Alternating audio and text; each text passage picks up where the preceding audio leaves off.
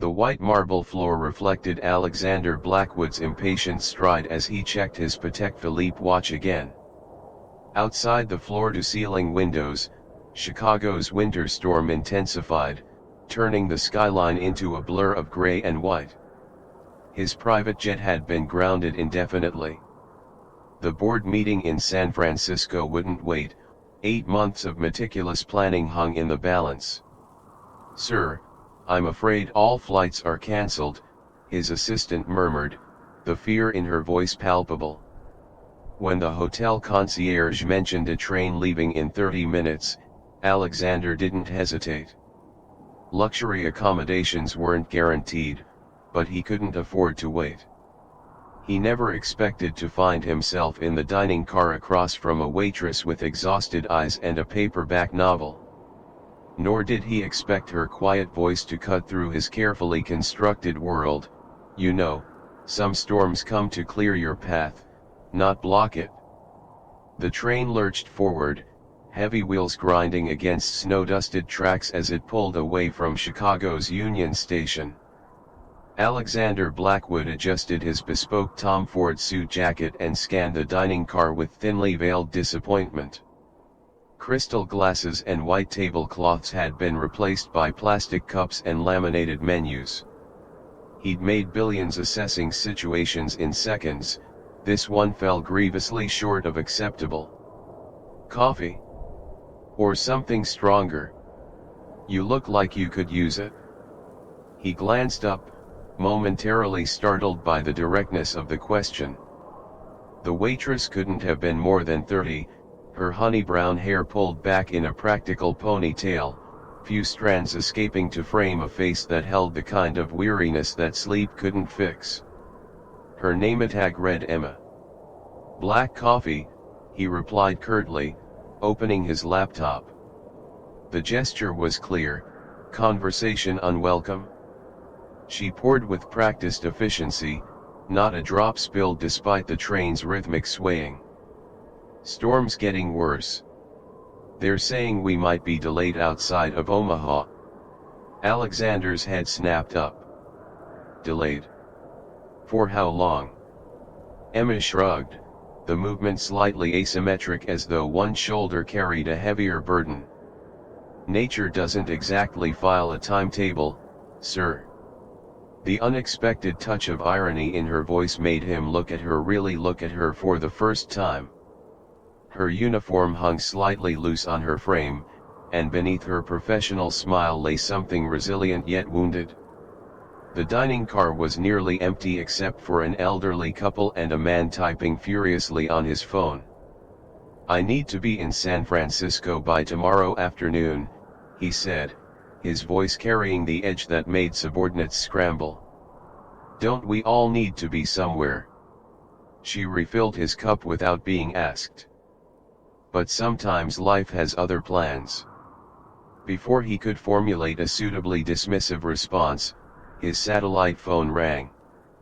He answered immediately, turning away from her. The board was growing restless. His competitors were circling. 8 months of planning the Westland acquisition, all potentially derailed by Midwestern snow. When he ended the call, Emma had moved on to other tables, but she'd left a wrapped biscotti beside his coffee. Such a small gesture, yet it unsettled him with its unexpected thoughtfulness. Hours passed. Alexander remained glued to his devices, fielding increasingly agitated calls as the train's delays mounted. Outside, darkness had fallen, the snow now a hypnotic white blur against black nothingness. When Emma's shift ended, she passed his table with her worn backpack and the paperback he'd noticed earlier. Their eyes met briefly. Something about her direct gaze made him uncomfortable, as though she could see past the fortress of wealth and power to the hollow spaces he pretended didn't exist. "Try the observation car," she said, nodding toward the front of the train. "Better than staring at spreadsheets while the world passes by." "I'm not here to sightsee," he replied coldly. She smiled, a genuine expression that transformed her tired face. None of us are. But sometimes we see things anyway. As she walked away, Alexander felt a peculiar urge to follow her, to continue a conversation that had barely begun. He dismissed the impulse immediately. Emma the waitress was nothing, a service worker he'd forget the moment he stepped off this train. But when the train ground to a complete halt 20 minutes later, passengers murmuring in concern as snow piled against the windows, he found himself walking toward the observation car, laptop abandoned on the dining table. The observation car's curved glass ceiling revealed a universe of swirling snow, occasional breaks offering glimpses of stars impossibly bright against velvet darkness. Alexander paused at the entrance, surprised to find the car mostly empty except for a solitary figure curled in a corner seat, book open on her lap, face turned toward the window. Emma didn't notice him immediately, allowing Alexander a moment to observe her unguarded. The professional mask had slipped, revealing a wistfulness that seemed at odds with the quick-wit waitress from earlier. Her finger traced the edge of her book absently, her reflection in the glass overlaid against the storm outside. "Is this seat taken?" he heard himself ask, gesturing to the empty spot across from her. She looked up, surprise flickering across her features before her composure returned. "It's a free country. Or so they say." Alexander settled into the seat, the unfamiliar sensation of uncertainty creeping through him. In boardrooms and executive suites, words were his weapons, wielded with surgical precision. Here, with no agenda, no deal to close, he found himself uncharacteristically wordless. "Your coffee must be cold by now," she offered, filling the silence. "I've had enough caffeine to power Chicago through a blackout," he admitted. A small smile. "Occupational hazard of titans of industry." "You know who I am," he stated rather than asked. Emma closed her book, keeping one finger between the pages.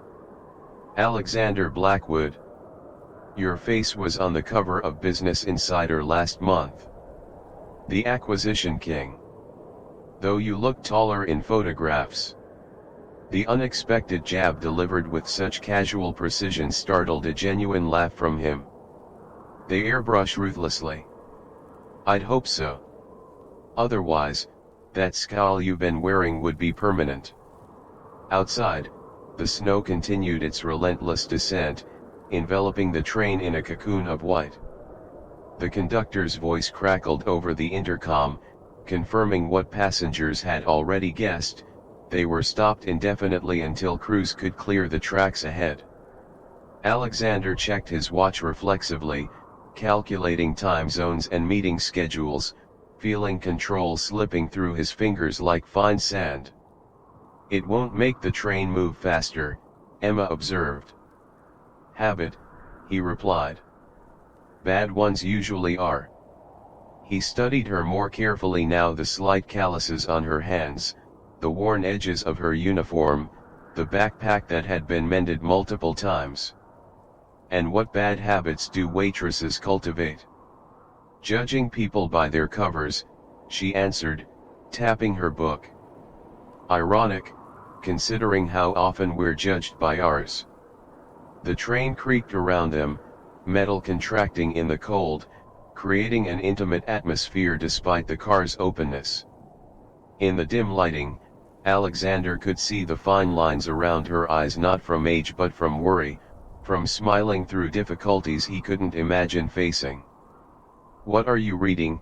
he asked, genuinely curious. "East of Eden. Steinbeck. We have only one story," he quoted unexpectedly. Emma's eyebrows rose slightly. "You've read it?" "I wasn't born in a boardroom, contrary to popular belief." She laughed then, the sound unguarded and warm in the stillness of the observation car. "Could have fooled me with that suit." Does it physically pain you to be without a tie? Alexander found himself loosening his collar slightly. Excruciating. You poor thing. All that money and still bound by silk nooses. Their eyes met across the small table between them, an unexpected current of recognition passing between two people who, by all societal measures, should have nothing in common. For a moment, neither spoke, the silence more revealing than words. "Why San Francisco?" she finally asked. "I'm acquiring a tech company that's developed a revolutionary healthcare algorithm. If implemented properly, it could reduce diagnostic errors by 40%. Saving lives. Increasing efficiency," he corrected automatically. Emma studied him. "Is there a difference?" Before he could answer, her phone buzzed. The brief flash of panic that crossed her face as she checked it was impossible to miss.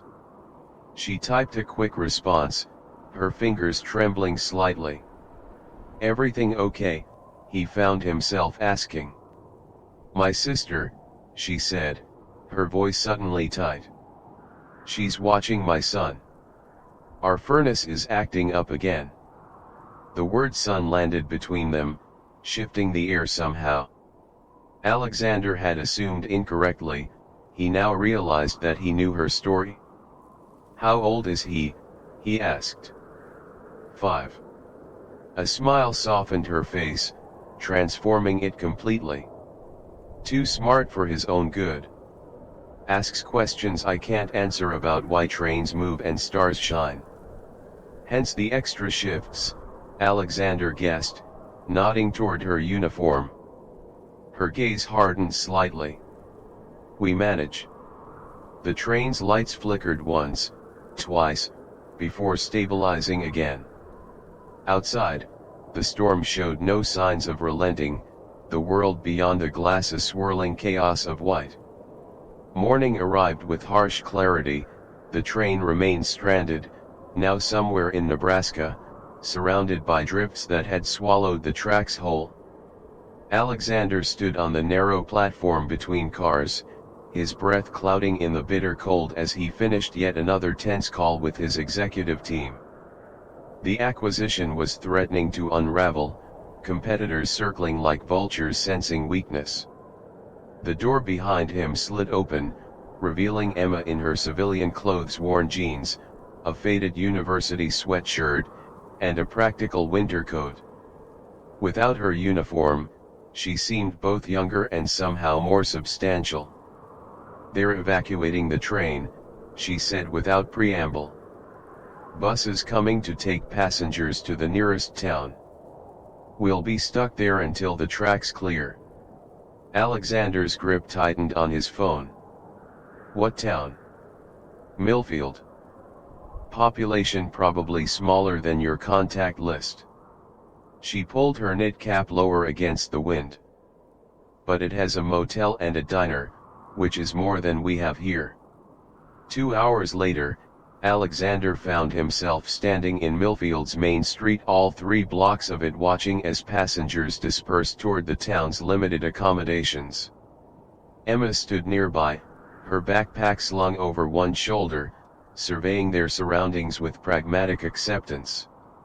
"The Bluebird Motel has vacancies," she said, nodding toward a single-story building with peeling paint and a flickering neon sign. "Not exactly the Four Seasons."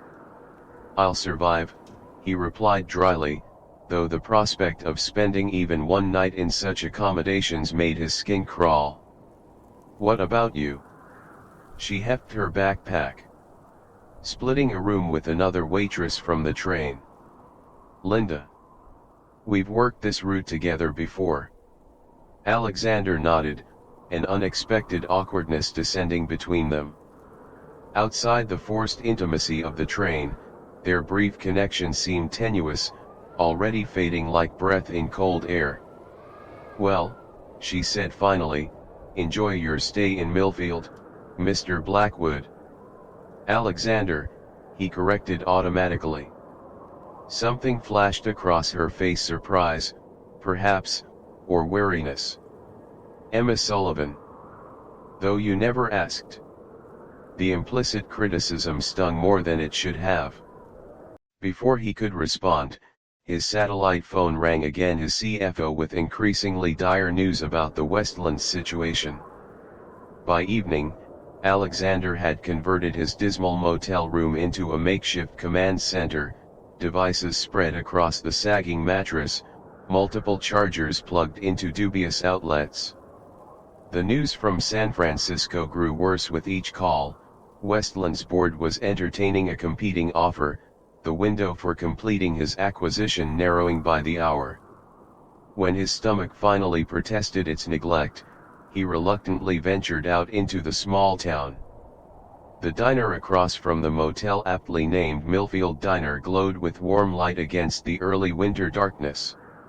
Inside, the chrome and vinyl aesthetic hadn't been updated since the 1970s, but the smell of coffee and home cooking was undeniably appealing. He spotted Emma immediately, now wearing the diner's uniform, different from the train's, but still a waitress's attire. She moved between tables with practiced efficiency, coffee pot in hand, exchanging easy banter with locals and stranded passengers alike. When she noticed him, a flash of recognition crossed her face, followed by something unreadable. She approached his booth with professional detachment. "Welcome to Millfield Diner. What can I get you?" "You work here too?" he asked, genuinely surprised. "Called in a favor with the owner," she explained briefly. "Can't afford to miss shifts, even stranded in nowhere, Nebraska." The statement carried no self-pity, just matter-of-fact reality. Alexander studied the laminated menu without really seeing it. "What's good here?" "Pot roast. Made by Darlene, who's been cooking here since before either of us was born." "Then pot roast it is." As Emmett turned to place his order, Alexander found himself asking, "Does your son know where you are?" She paused, surprised by the personal question. "I called my sister. Told him I'm having an adventure on a snow train." A small smile touched her lips. "He wants pictures of snowmen. Have you taken any?" "Haven't had time between shifts to build a snowman, funnily enough." When she returned with his food, Alexander noticed the shadows beneath her eyes had deepened. "You're working double shifts," he observed. "Triple, technically," she corrected. "Train, here, and the Bluebird's desk overnight." "Sleep's overrated." "Emma," he began, though he wasn't sure what he intended to say. "Enjoy your pot roast, Alexander," she interrupted gently. "Some of us have work to do." As she walked away, Alexander felt something unfamiliar tighten in his chest, a recognition of privilege so absolute it had become invisible to him, like air, until suddenly contrasted with its absence. Outside the diner's windows, snow began to fall again, gentle but persistent, further burying the tracks that might have carried them both toward their separate destinations. The Millfield Public Library occupied what had once been a Victorian home, its shelves crammed between ornate moldings and bay windows.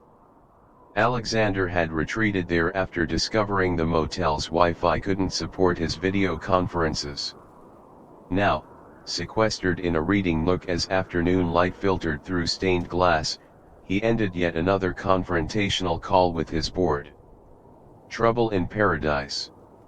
He looked up to find Emma watching him from the doorway, a stack of books in her arms.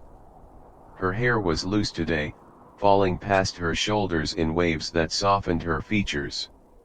"Just explaining to billionaires why their billions might be delayed," he replied, sliding his phone into his pocket.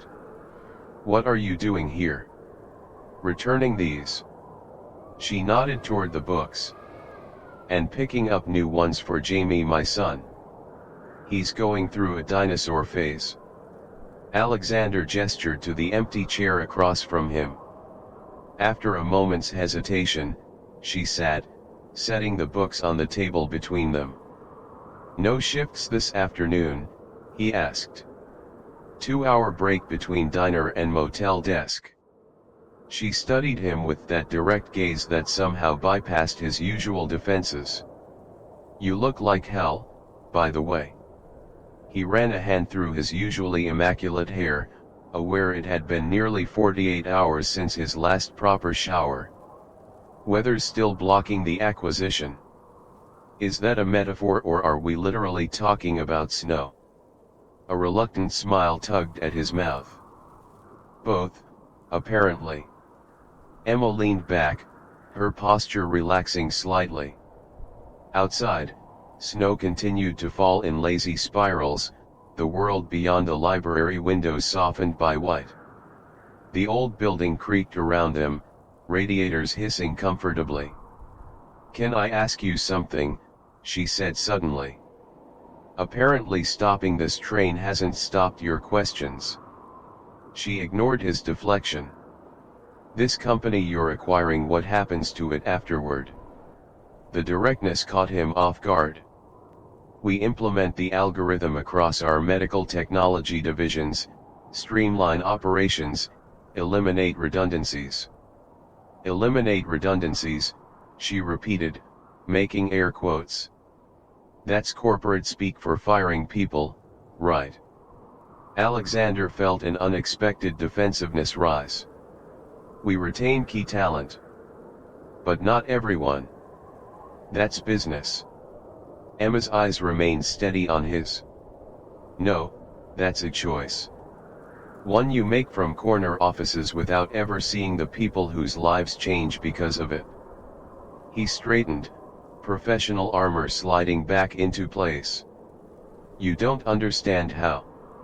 "I understand perfectly," she interrupted, no heat in her voice, just quiet certainty. "When Midwest Regional Hospital was acquired last year, my neighbor, an administrative assistant for 15 years, became a redundancy. Now she works 2 part-time jobs with no benefits." The silence between them stretched, charged with unspoken realities of their fundamentally different worlds. "Why do you care what I do?" Alexander finally asked. Emma considered him for a long moment. "Because yesterday on the train, when you quoted Steinbeck, I saw someone different than the businessman who only sees balance sheets." Her words struck something deep within him, a recognition he wasn't prepared to examine. The library door opened, bringing a swirl of cold air and an elderly librarian who smiled at Emma with familiar warmth. "Your usual table's free if you want it, honey." "Thanks, Martha," Emma replied, then turned back to Alexander. "I come here during layovers sometimes. They let me use their computer to video chat with Jamie." The simple statement revealed volumes about her life, the careful planning required, the resourcefulness, the sacrifices invisible to someone like him. "Would he like to see snow?" Alexander asked suddenly. Emma tilted her head, confused. "What? Your son? You said he wanted pictures of snowmen." Understanding dawned slowly across her face. "You're offering to build a snowman?" "I'm offering to document one being built," he clarified, though the idea had formed only as he spoke it. "Since you haven't had time."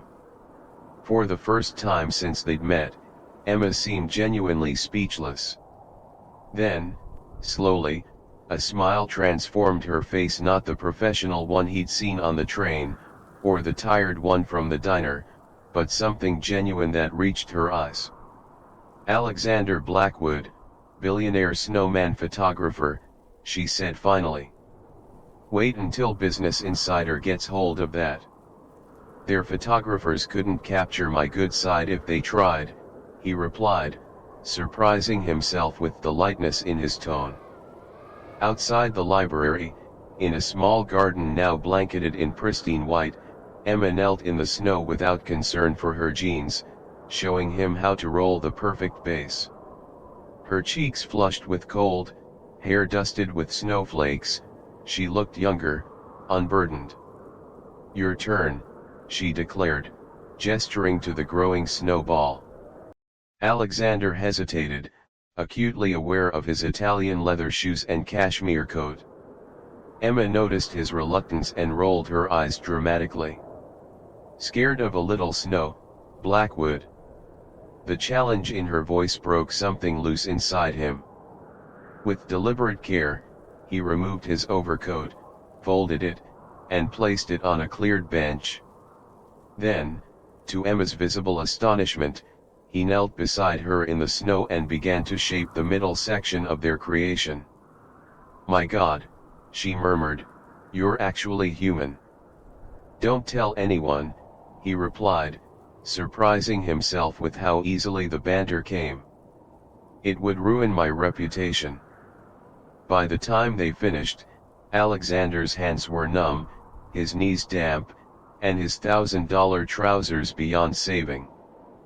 But the snowman stood proudly, complete, rocks for eyes, a carrot mysteriously procured by the librarian for a nose, and Alexander's silk pocket square serving as an inappropriately elegant scarf. Emma took photos, laughing as she directed Alexander to pose beside their creation. Something about her joy was infectious, breaking through defenses he hadn't realized he'd constructed. "Jamie will love these," she said, reviewing the pictures. Then, more softly, "Thank you." Two simple words, yet they carried a weight that shifted something fundamental between them, acknowledgement of a connection neither had anticipated. The power went out shortly after midnight, plunging Millfield into darkness as the storm intensified. By morning, the town had transformed into something almost mythic, snow piled in drifts taller than cars, buildings reduced to white-capped outlines, roads completely impassable. Alexander stood in the motel office, where Emma was finishing her overnight shift by candlelight, the ancient ledger book open before her. 3 more days, minimum, she said without preamble, knowing why he'd come. "That's the update from the rail company. Power crews can't even reach the main lines yet."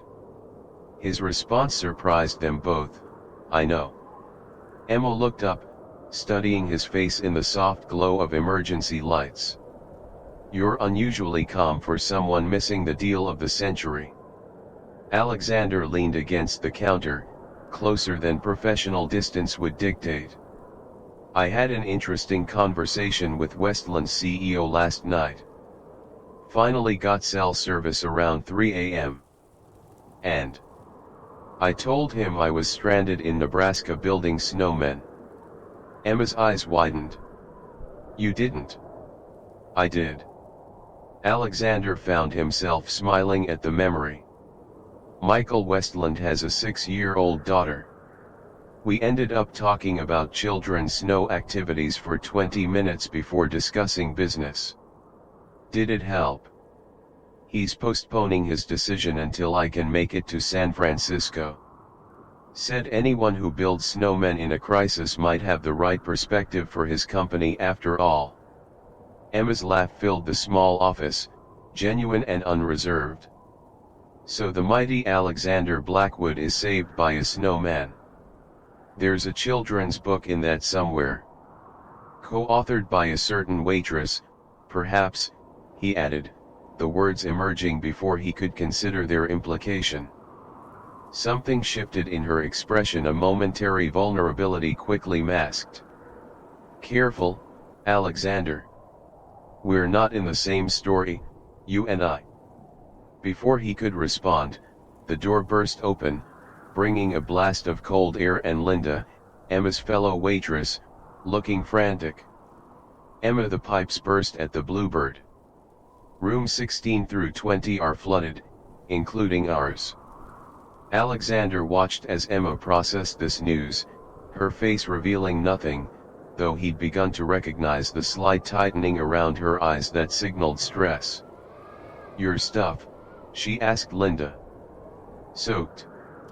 Manager says there are no other rooms, they're putting displaced guests in the conference room on cots." Emma nodded, already calculating. Alexander could almost see the mental arithmetic: lost work hours, additional expenses, complications multiplying. "My room is dry," he heard himself say. "You can have it." Both women turned to him, Linda with open surprise, Emma with something more complex. "And where will you stay?" Emma asked carefully. "I'll take a cot. Or find another solution." Linda looked between them, clearly sensing undercurrents she didn't understand. "I'm going to check if the diner needs extra hands," she said tactfully, squeezing Emma's shoulder before disappearing back into the storm. When they were alone, Emma's professional mask slipped, revealing genuine exhaustion. "You don't have to do this." "I know." "Why are you?" Alexander considered the question seriously. "Because you've been working triple shifts while worrying about your son and a broken furnace. Because you built a snowman with me when you could have been resting. Pick one." "Those aren't business reasons," she observed. "No," he agreed. "They're not." Something vulnerable flickered across her face. "I don't need charity, Alexander." "Good, because I'm not offering any. I'm offering a dry room to someone who needs it more than I do." She studied him for a long moment, as though trying to decipher a particularly complex text. "You're not what I expected." "Neither are you."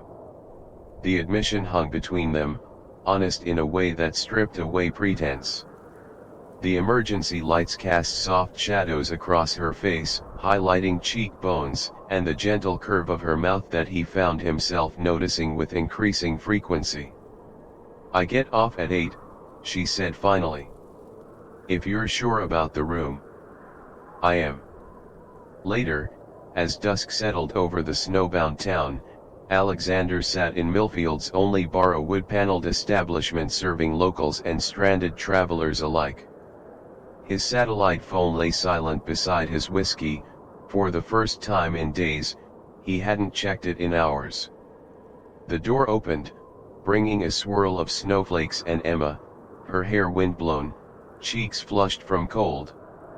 She spotted him immediately, making her way through the crowded room with that efficient grace he'd come to recognize. "Your stuff is in the back room at the motel," she said, sliding onto the stool beside him. "Martha from the library took in a bunch of displaced travelers. She gave me your name." Alexander nodded, sliding a glass toward her. "I ordered for you. The bartender said you drink bourbon, need." Her eyebrows rose slightly. "You asked about me." "I'm known for my thorough research." A small smile curved her lips as she accepted the drink. "Stalking, Billionaire style." "Information gathering," he corrected, enjoying the easy rhythm they'd somehow developed. They sat in comfortable silence, the bar's warmth and ambient noise creating a cocoon of privacy despite the crowded room. Outside, snow continued to fall, further isolating Millfield from the world beyond. "I talked to Jamie today," Emma said suddenly. "He loved the snowman pictures. Asked if my friend could help build an igloo next time." The word friend lingered between them, neither accepting nor rejecting its implications. "I've never built an igloo," Alexander admitted. "But I'm told I have excellent architectural instincts." Emma smiled into her bourbon. "Self-praise is no recommendation, Blackwood. Unless you're trying to acquire a multibillion-dollar company." "Is that what you're doing?" she asked, her tone shifting subtly. "Acquiring something?" The question carried weight beyond its simple words, an acknowledgement of the current flowing between them, unexpected and potentially complicated. Alexander met her gaze directly. "I think I might be discovering something instead." Morning brought a break in the storm, sunlight transforming Millfield's snow-buried landscape into a dazzling expanse of white. Alexander stood outside the motel, hands wrapped around a take-out coffee cup, watching as the town slowly awakened. "The tracks are clear to Denver," Emma said, appearing beside him in her practical winter coat, breath clouding in the cold air. "They're sending a train this afternoon." Alexander nodded, absorbing the news with conflicting emotions. After 4 days stranded, he should have felt only relief. Instead, he found himself strangely reluctant to return to the momentum of his carefully structured life. "Denver," he repeated. "Not San Francisco." "It's a start," she offered. "You can probably fly from there." The unspoken reality settled between them. Their paths, temporarily merged by circumstance, would soon diverge again. He would continue to San Francisco, to boardrooms and acquisition deals. She would return to Chicago, to double shifts and a waiting son. "What time is the train?" he asked. 3. Giving them time to clear the western tracks. Alexander checked his watch, barely 8 in the morning. "Then we have time." Emma tilted her head. "Time for what?" "Breakfast, for one thing. And perhaps a proper goodbye to Millfield." Her expression softened, a smile playing at the corners of her mouth. "Alexander Blackwood, are you suggesting we play tourist in a town with exactly one attraction, the world's largest ball of twine?" "Is there really?" "No," she laughed. "But your face was worth it." They ate at the diner, where Darlene the cook emerged from the kitchen specifically to meet Emma's fancy friend who ain't afraid of snow. Alexander found himself charmed by the elderly woman's frank assessment and genuine warmth, so different from the calculated interactions of his usual world. Afterward, they walked Millfield's 3-block main street, now cleared enough for pedestrians. Emma pointed out the hardware store where she'd bought Jamie's first tool set, the second-hand bookshop where Martha the librarian volunteered weekends, the small park where summer brought a farmer's market. "You've spent a lot of time here for someone who lives in Chicago," Alexander observed. Emma's pace slowed slightly. "The train stops here every route. Sometimes between shifts, it's easier to explore than sit in the crew car. And cheaper than exploring Chicago," he guessed. She shot him a look, neither confirming nor denying, but her silence was answer enough. Small-town diversions cost less than city entertainment, another calculation in a life composed of careful economic equations. They reached the edge of town, where plowed snow had created walls taller than they were, framing the road like canyon sides. Beyond lay open countryside, fields transformed into unbroken white, distant farmhouses reduced to smoke plumes against blue sky.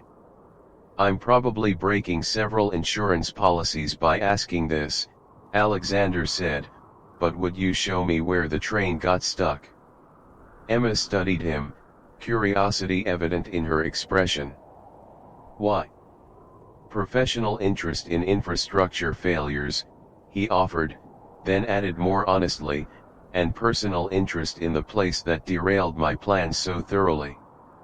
Something in his admission seemed to reach her, because she nodded. "It's about 2 miles. We'd have to walk since the roads aren't fully cleared." "I'm wearing adequate footwear this time," he assured her, gesturing to the boots he'd purchased from Millfield's general store, practical, waterproof, and utterly unlike anything in his usual wardrobe. The walk took them beyond town limits, following the railroad tracks now visible as dark lines against pristine white. They walk side by side, conversation flowing with surprising ease for two people from such different worlds. Emma spoke of Jamie, his fascination with trains, his precocious questions, his resilience after his father left 3 years ago. Alexander shared stories of his own childhood, the weight of family expectations, the early loss of his mother, the complicated legacy he'd inherited. "So you never wanted to run Blackwood Industries?" she asked as they navigated a particularly deep snowdrift. "I wanted to build things," he admitted. "Actual structures, not corporate empires. I studied architectural engineering for 2 years before my father's health failed." "And now you tear things down instead," she observed, not unkindly. "That's one perspective. Is it wrong?" He considered this seriously as they walked, their boots crunching in snow that sparkled like diamond dust in the morning Sunday. "Not entirely. But it's incomplete." "Enlighten me, then," she challenged.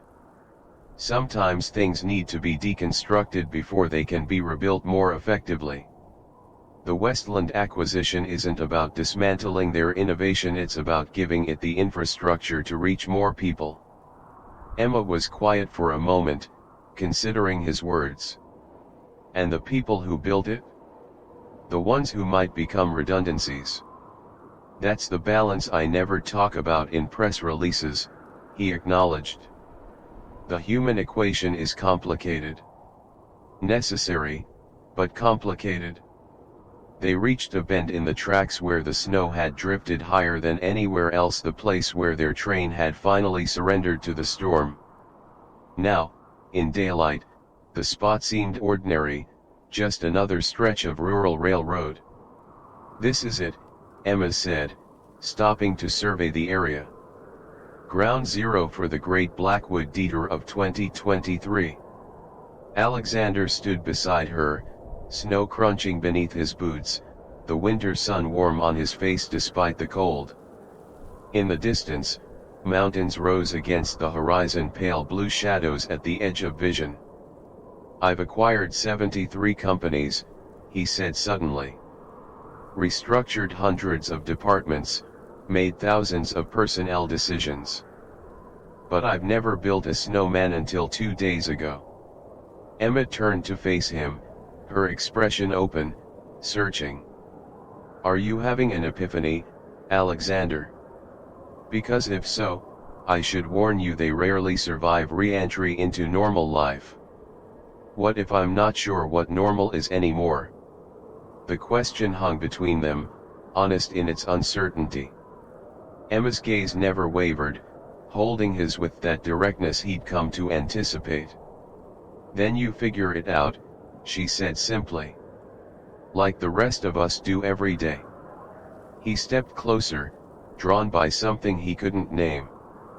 The air between them seemed to shimmer with unspoken possibilities. "And if figuring it out involves changes I never anticipated?" Her breath clouded softly in the cold air. "Then you make them. Or you don't. That's the choice." In the vast white landscape, with mountains on the horizon and the failed tracks beneath their feet, Alexander felt a clarity he'd been missing in corner offices and executive boardrooms. Without overthinking, he reached for her hand, half expecting her to pull away. She didn't. Her fingers curled around his, cold against cold, the simple human connection more grounding than any corporate merger had ever been. The train to Denver was crowded with passengers eager to resume interrupted journeys, yet somehow Alexander and Emma found themselves alone in the last row of the observation car. Outside, the landscape slowly transformed, snow-covered plains giving way to the first distant rises of the Rocky Mountains. "Jamie's excited you're finally coming home," Alexander said, nodding toward Emma's phone where she'd just ended a call with her sister. "He's under the impression I've been having a grand adventure," she replied, sliding the phone into her pocket. "Which isn't entirely wrong. Their hands rested inches apart on the seat between them, neither acknowledging the now familiar gravity pulling them toward each other. Since that moment by the tracks, something had shifted, boundaries blurring, possibilities expanding in ways neither had articulated. "What happens in Denver?" Emma finally asked, the question encompassing more than geographical destinations. Alexander watched the mountains growing larger through the window, his reflection superimposed against the majestic backdrop. "I catch a flight to San Francisco. Finish what I started." "The acquisition?" "Yes." He turned to face her directly. "And then I have some new ideas to propose to the board." Interest flickered across her features. "What kind of ideas?" "A foundation, for one. Focused on supporting employees displaced during corporate transitions. Retraining, placement services, bridge benefits." Emma's expression softened. "That sounds suspiciously like acknowledging the human equation." "I had an enlightening conversation with a waitress recently," he admitted. "She made some compelling points about perspective."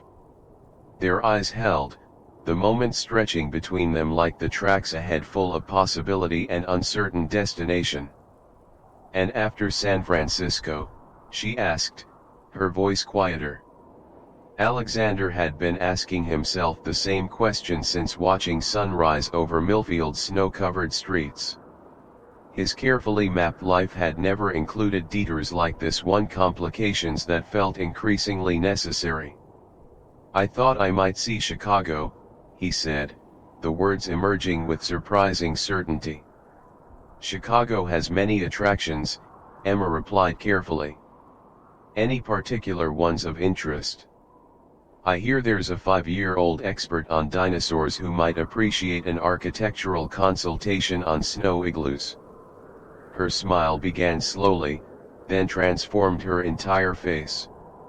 "He has extremely high standards for his consultants." "So I've been told."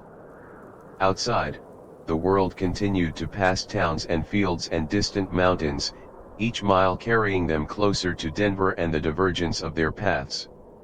Yet something had fundamentally changed, as though the tracks themselves had been realigned by forces neither had anticipated.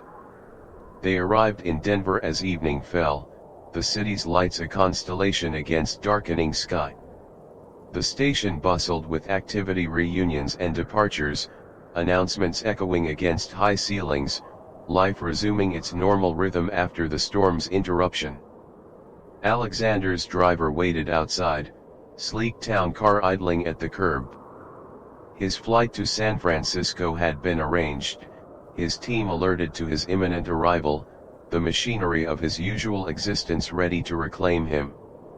Emma stood beside him on the platform, her small suitcase at her feet, the distance between Chicago and San Francisco suddenly measuring more than miles. "Your chariot awaits," she said, nodding toward the town car. Apparently.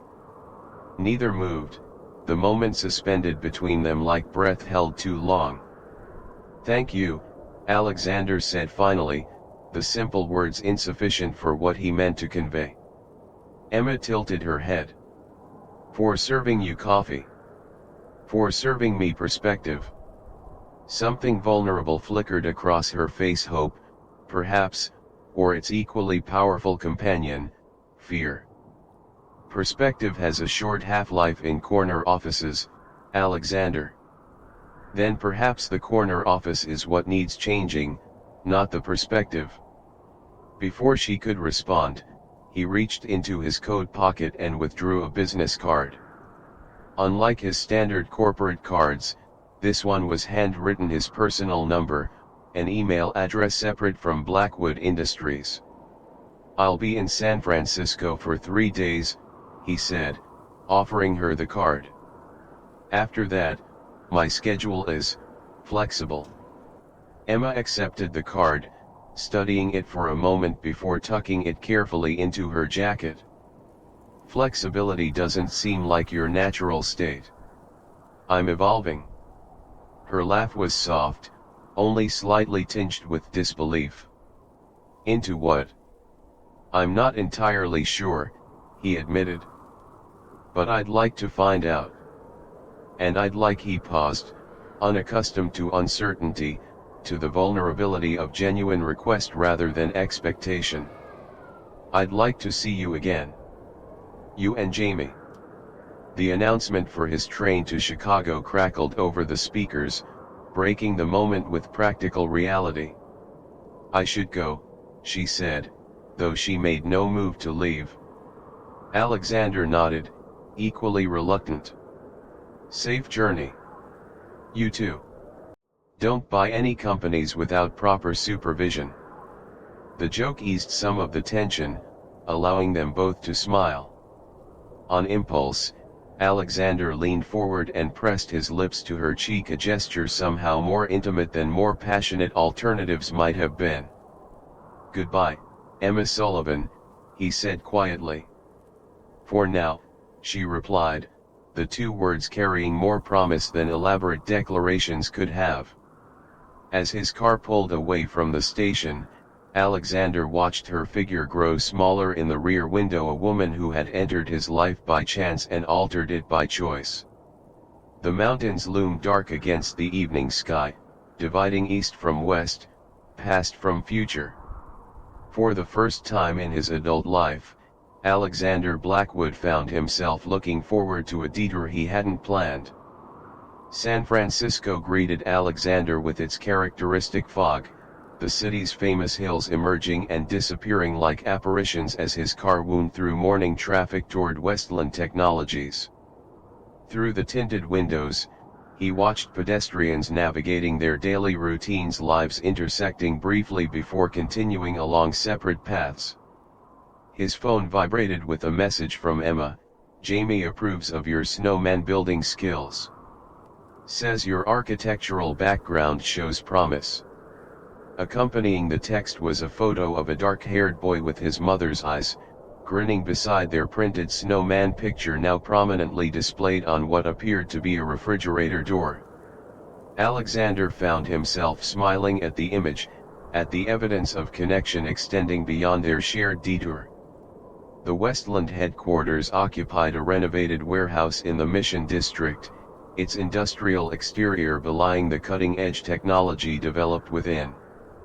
Michael Westland himself greeted Alexander in the lobby, a deliberate departure from the usual protocol where founders remained sequestered until preliminary terms were established.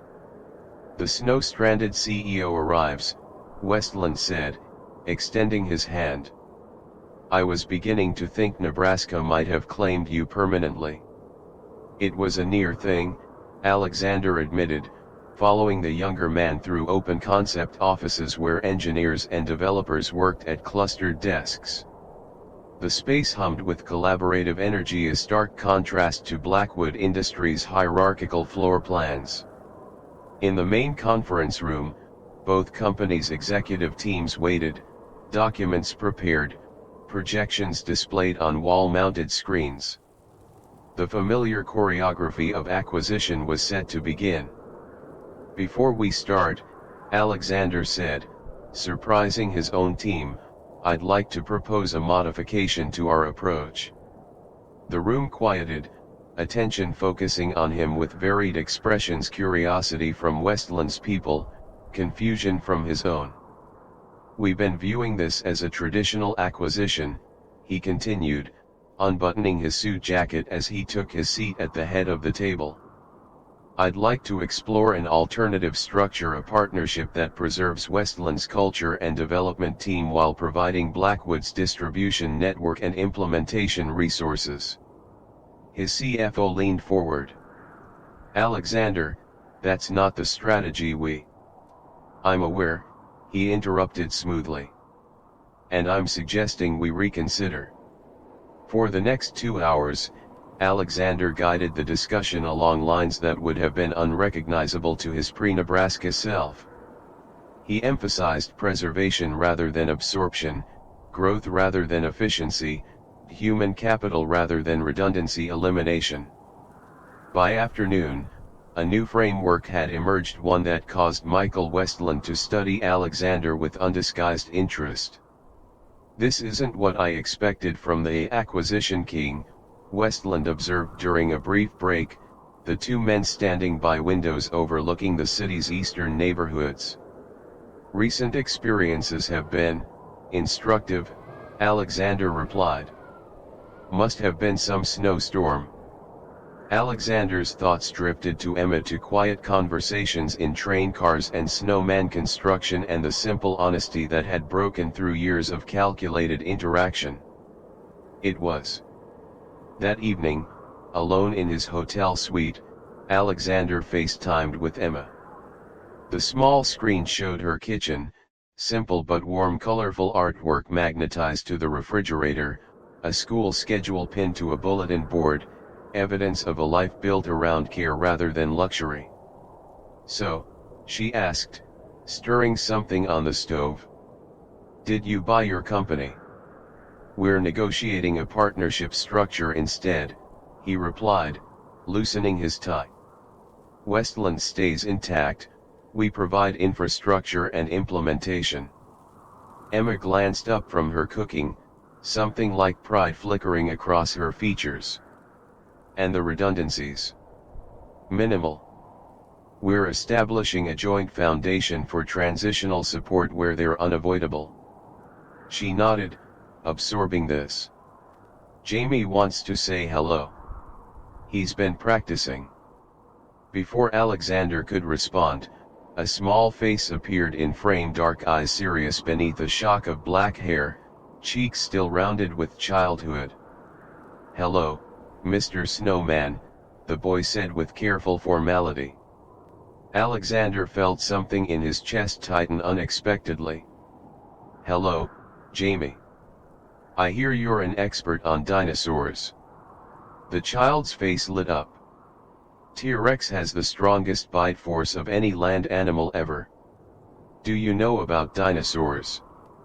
"Very little," Alexander admitted. "Perhaps you could teach me sometime." Jamie nodded solemnly. "Mom says you might visit. Will you help me build an igloo if there's snow?" "I would like that very much." Emma gently reclaimed the phone, her expression soft as she shooed her son toward homework. "You've made quite an impression," she said once Jamie had disappeared. "He's remarkable," Alexander replied, meaning it. "Like his mother." Something vulnerable flickered across her face. "Alexander, what are we doing here?"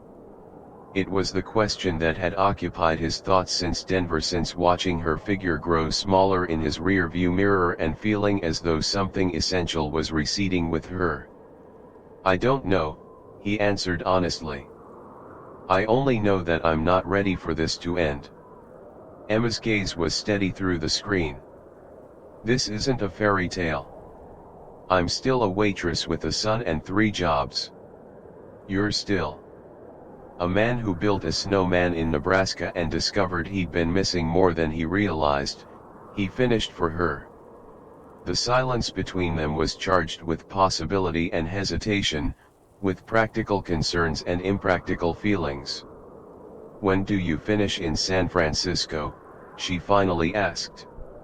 2 more days. The framework agreement is nearly complete." She nodded, decision forming in her expression. "Jamie has Friday off school. If you're serious about visiting." "I am," he said immediately. "Then we'll be here." That night, Alexander stood at his hotel window, San Francisco's lights spread before him like scattered stars. In his hand, he held the corporate acquisition playbook that had guided his career strategies for dismantling companies, converting assets, maximizing shareholder value. With unexpected clarity, he set the document aside and began to draft something new, a framework for partnership rather than conquest, for growth that acknowledged human equations, for success measured in more than stock valuations.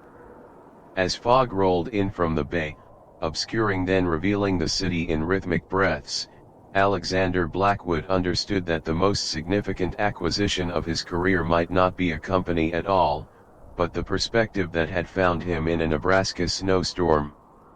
The Wall Street Journal broke the story first. Blackwood abandons acquisition king approach, proposes revolutionary partnership model with Westland Technologies. Within hours, financial news outlets worldwide were analyzing the unexpected shift in strategy from a CEO known for aggressive takeovers. Sources close to Blackwood Industries express surprise at the partnership structure, which preserves Westland's autonomy while providing expansion resources. CNBC reported, their ticker showing Blackwood stock experiencing unusual volatility as markets processed the news. Alexander monitored the coverage from his San Francisco hotel, unsurprised by the speculation. What did surprise him was how little the financial community's reaction affected him. Once, such scrutiny would have dominated his thoughts, now it seemed peripheral, secondary to more essential considerations. His phone rang, his executive chairman calling from Toronto. "Alexander, what the hell is happening? The board is in turmoil. This partnership approach with Westland is completely counter to our established strategy." "The strategy is evolving," Alexander replied calmly. "As strategies should. Bloomberg is reporting you've established a foundation for displaced workers. Is that accurate?" "It is." Silence stretched across the connection before the chairman continued, voice lowered. "There are rumors, Alexander. About a woman. Something that happened during that snowstorm." Alexander moved to the window, watching fog swirl around the city's hills. "Is there a question in there somewhere, Richard? Is this some sort of midlife crisis? Because if so, there are less public ways to—" "I'll be in Chicago tomorrow," Alexander interrupted. "We can discuss the Westland Partnership and Foundation Initiative next week. Until then, I suggest the board review the projected revenue increases from our new approach." After ending the call, Alexander was unsurprised when his phone began lighting up with notifications, colleagues, competitors, financial reporters all seeking comment on his strategic shift. What did surprise him was a text from Emma, "You're trending on Twitter. Very confusing for a waitress trying to serve breakfast."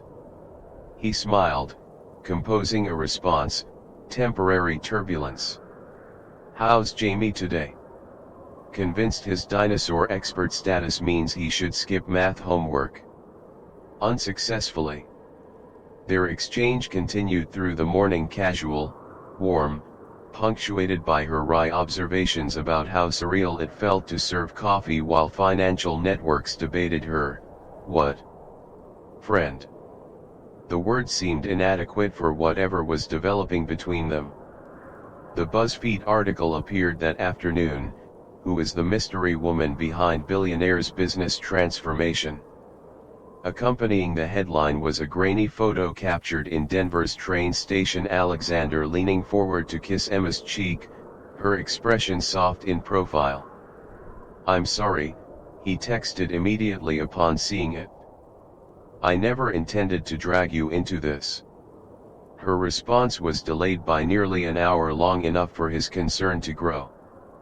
Finally, Jamie's school called. Other parents saw the article. "His teacher wants to meet with me." The implications were immediate and troubling. Her life, carefully constructed, modestly maintained, was being invaded by the media attention that followed him like a shadow. "Emma, I..." Before he could complete the thought, another message arrived, "Not your fault. But maybe we need to talk about this in person. When you're here." The following morning, a car delivered Alexander to O'Hare, where his private jet waited to carry him to Chicago.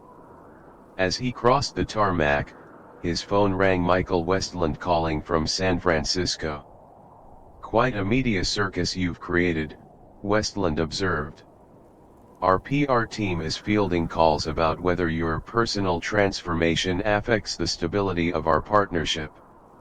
The agreement is solid, Alexander assured him.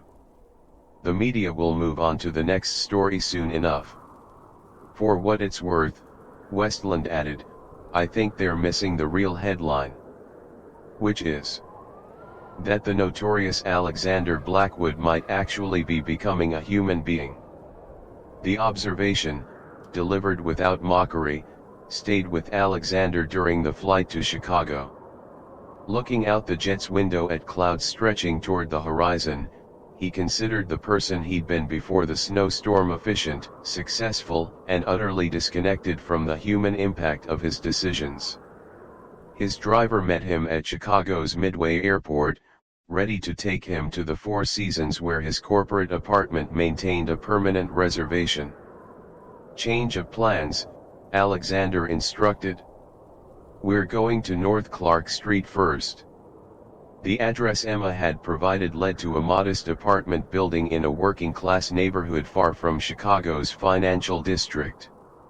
Children's bicycles were chained to railings outside, window boxes showed the first tentative green shoots of spring, and neighbors called greetings to each other across narrow streets. He found her apartment on the third floor 3C, with a small dinosaur sticker affixed to the mailbox slot. Before he could knock, the door opened, revealing Emma in jeans and a simple sweater, her expression a complex mixture of emotions. "Hi," she said softly. "Hi." Neither moved for a moment, the narrow hallway containing all the complications their unlikely connection had created. "Jamie's at my sister's," she explained. "I thought we should talk first." Alexander nodded, following her into the apartment. It was small but meticulously kept living room flowing into kitchen, two doors presumably leading to bedrooms. Dinosaur figures marched across a bookshelf, and a child's artwork decorated the refrigerator. The furnace, the one she'd mentioned was troublesome, hummed loudly from a closet. "The media attention will die down," he said, setting his overnight bag beside the couch. "But I understand if it's too much. If this is too complicated." Emma studied him, arms crossed protectively across her chest. "Is that what you want? An easy exit?" "No," he answered immediately. "That's the last thing I want." "Then what do you want, Alexander?" "Because I have a life here, a son who needs stability, jobs that barely cover our expenses, a broken furnace I can't afford to replace. I'm not equipped for whatever this is becoming." The raw honesty in her words stripped away any possibility of easy reassurance. This wasn't a business negotiation, there was no strategic acquisition plan for matters of the heart. "I want to know you," he said finally.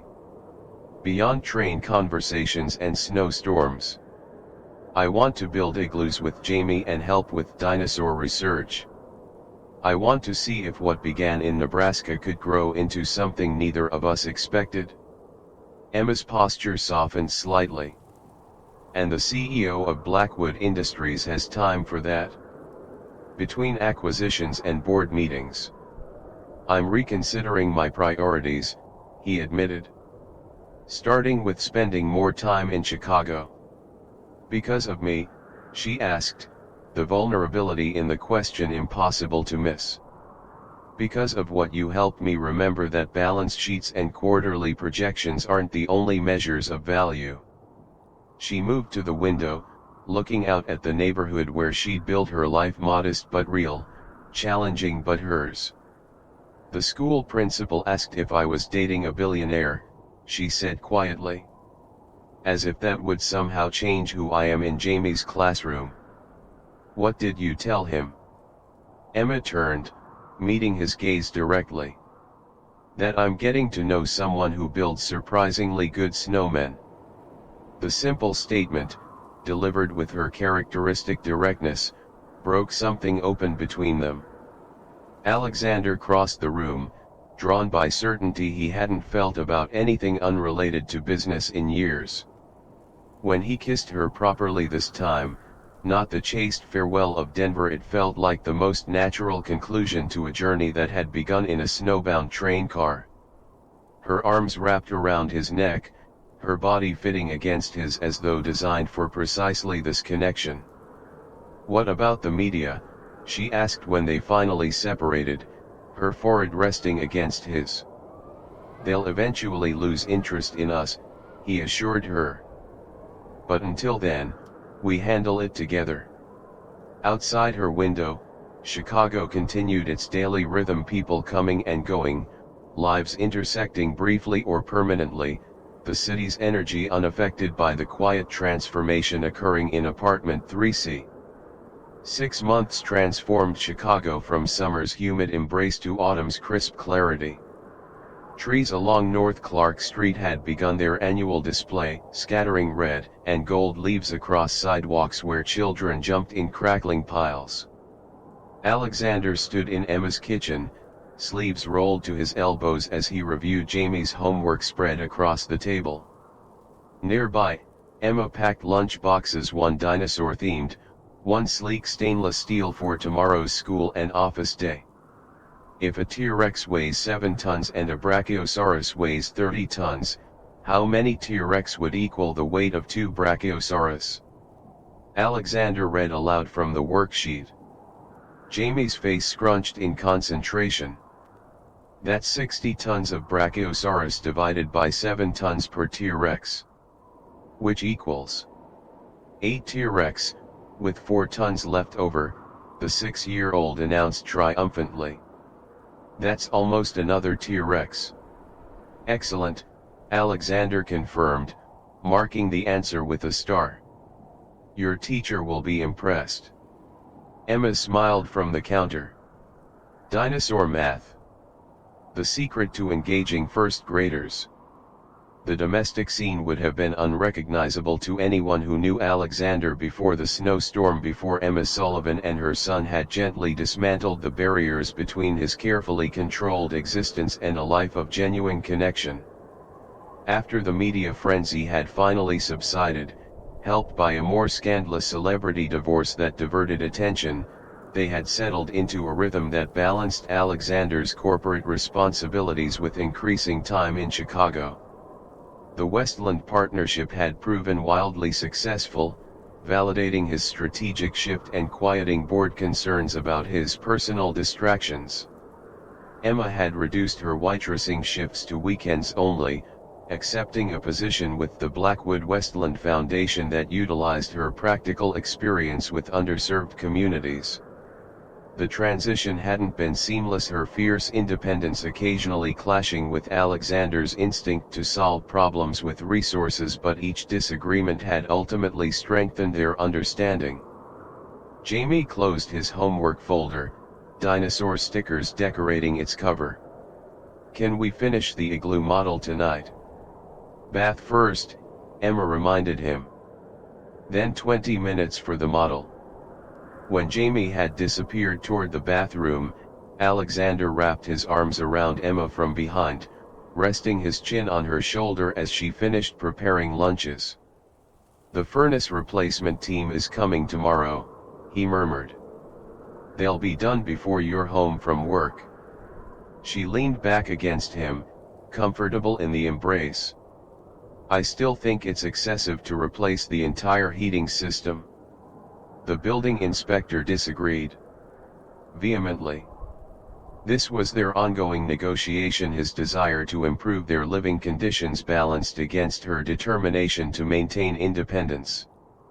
They had compromised, the apartment remained hers, with necessary upgrades for safety and comfort, while Alexander maintained a condo downtown for nights when early meetings made the commute impractical.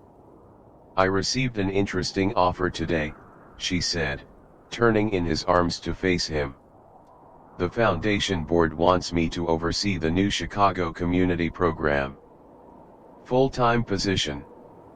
Pride warmed his expression. You'd be exceptional at it. It would mean leaving the train job completely. And the diner. Alexander studied her, recognizing the conflict in her eyes. Those jobs had sustained her through difficult years, had defined her self-reliance in ways that went beyond income. "What do you want?" he asked simply. "To show Jamie that his mother can create positive change," she answered after a moment. "That we don't just survive, we contribute." "Then you have your answer." Emma shook her head slightly, familiar exasperation in her expression. "You've gotten alarmingly good at seeing through my overthinking." "I learned from an expert," he replied, earning a playful swat to his shoulder. From the bathroom came Jamie's voice, calling for help with shampoo. Emma patted Alexander's chest before moving to assist her son, leaving him momentarily alone in the kitchen they now shared several nights each week. Alexander's phone vibrated with an incoming message, his executive team with updated projections on the latest partnership venture. Once, such communications would have commanded his immediate attention. Now he silenced the device, prioritizing the Igloo model awaiting completion on the coffee table. Later, with Jamie finally asleep and Emma curled against him on the sofa, Alexander broached the subject they'd been circling for weeks. "I've been offered the keynote at the Economic Innovation Summit next month," he said, fingers tracing patterns along her arm. "In Vancouver?" She looked up, reading his expression with the directness that had first captured his attention on the train. "There's more to this invitation. There's a sustainable housing development there, architectural designs for carbon-neutral family communities." He paused, measuring his next words carefully. "I've been asked to consult on the infrastructure planning. It would mean splitting my time between Chicago and Vancouver for about 6 months. Emma sat up straighter, studying him. "You want to take it?" "I want us to consider it," he clarified. "All of us." Understanding dawned in her expression. "You're asking if Jamie and I would come with you?" "Not permanently," he hastened to add. "But perhaps for the summer portion, when he's out of school." The development includes a children's environmental education center. They have an entire dinosaur fossil exhibition planned. Emma's laugh was soft, genuine. "You had me at dinosaur fossils." "Is that a yes?" "It's a let's talk about logistics," she corrected, ever practical. "Jamie's routine is important, and the foundation position would just be starting." Alexander caught her hand, bringing it to his lips in a gesture that had become familiar between them. "We'll make it work. Together." They sat in comfortable silence, the city noises outside a distant backdrop to the quiet certainty that had grown between them, a connection neither had sought but both now cherished. "Do you ever think about that snowstorm?" Emma asked suddenly. "About how different everything would be if the train hadn't gotten stuck?" Alexander considered the question seriously. "I'd have made the Westland acquisition on my original terms. The foundation wouldn't exist. I'd still be working 16-hour days and measuring success exclusively in market share. And we'd never have built that snowman," she added softly. "A tragedy of cosmic proportions," he agreed, pulling her closer. In the bedroom down the hall, Jamie slept surrounded by dinosaur figures, secure in a world where snowmen could be built by billionaires and waitresses could lead community foundations. Outside, autumn leaves continued their descent, one season yielding to another in the eternal cycle of change and renewal. Alexander Blackwood, once defined solely by acquisitions and market strategy, found himself acquiring something far more valuable, a family formed not by obligation or expectation, but by choice and unexpected connection. Emma nestled against him, her breathing slowing toward sleep. Tomorrow would bring meetings and decisions, school drop-offs, and foundation planning. But tonight, in the quiet apartment on North Clark Street, the most meaningful acquisition of his life rested safely in his arms. Perhaps the truest wealth isn't measured in portfolios or properties, but in the moments when we allow unexpected detours to become our most meaningful destinations. Alexander and Emma's journey reminds us that life's most profound transformations rarely arrive announced or conveniently scheduled. They emerge from disruptions, from snowstorms that halt our carefully plotted courses and force us to see what we've been too busy to notice. Their story speaks to the invisible walls we construct between ourselves and others, walls of class, of experience, of assumption, and how quickly they can crumble when we truly see the humanity standing before us. A waitress's perspective shaped a billionaire's understanding of value. A CEO's resources helped a single mother build security without sacrificing independence. Together, they discovered something neither could have found alone. We are all, in some measure, both Emma and Alexander, caught between practicality and possibility, between the paths we've chosen and the ones we've never allowed ourselves to explore. Their connection reminds us that genuine transformation doesn't require abandoning who we are, but rather expanding what we might become. Sometimes, the most valuable journeys begin with missed connections, with plans derailed, with snowmen built by unlikely architects. If Emma and Alexander's story resonated with you, if you felt that flutter of recognition when two worlds collided in unexpected harmony, I want to hear your story. What detour changed your life's direction?